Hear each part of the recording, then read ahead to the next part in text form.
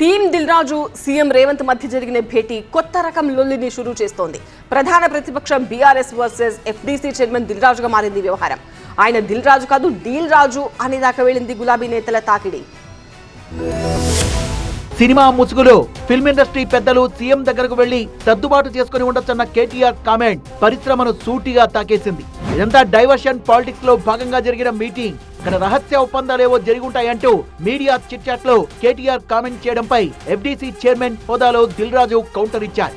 రాజకీయ దాడులు ప్రతిదాడులకు ఇండస్ట్రీని వాడుకోవద్దు అంటూ కేటీఆర్ ఉద్దేశించి చేసిన కామెంట్ రాజకీయ దుమారం రేపింది. కేటీఆర్ మీడియాతో చేసిన చిట్ చాట్ ను వక్రీకరించారంటోంది బీఆర్ఎస్ పార్టీ. గుమ్మడికాయ దొంగ అంటే భుజాలు తడుముకుంటున్నారు, కేటీఆర్ అన్నది మిమ్మల్ని అని మీరే ఎలా డిసైడ్ అవుతారనేది దిల్ రాజు టార్గెట్ గా బీఆర్ఎస్ ఆడుతున్న డిఫెన్స్ గేమ్. ఇలా చాలా మంది అనుకుంటూ ఉన్నారు, సోషల్ మీడియాలల్లో పబ్లిక్ అనుకుంటున్నారు దిల్ రాజు కాదు ఈయన డీల్ రాజు, అందుకనే ప్రభుత్వం దగ్గరికి పోయి అంత సెట్ చేసుకున్నారు అనేటువంటి భావన ప్రజల్లోపట అంటున్నారు. మేము కాదనేది, మేము ఒక బీఆర్ఎస్ పార్టీ నాయకులుగా కేటీఆర్ గారు మేము బీఆర్ఎస్ పార్టీ నాయకులు మాట్లాడలేదు.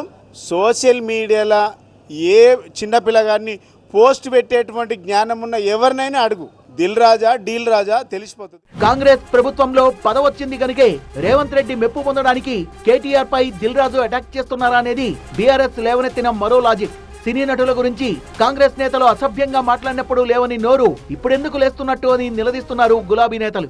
అసెంబ్లీ సాక్షిగా నిలబడి సినీ నటులు సినీ పరిశ్రమల అందరి గురించి వ్యతిరేకంగా అసభ్యకరంగా ఇష్టం వచ్చినట్టు రేవంత్ రెడ్డి గారు మాట్లాడితే మరి ఆ రోజు దిల్ రాజు గారు ఎందుకు ఖండించలేదు?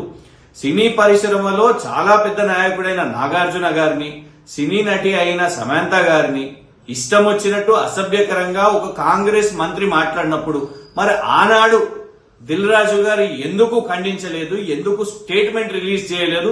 రాజకీయాలు సినీ పరిశ్రమ దూరంగా ఉండాలని. దిల్ రాజు కాంగ్రెస్ పార్టీ తొత్తులా మారారని, రాజకీయాలు కాకుండా సినిమాలపై ఫోకస్ చేస్తే ఆరోగ్యకరంగా ఉంటుందని సలహా కూడా ఇస్తోంది బీఆర్ఎస్.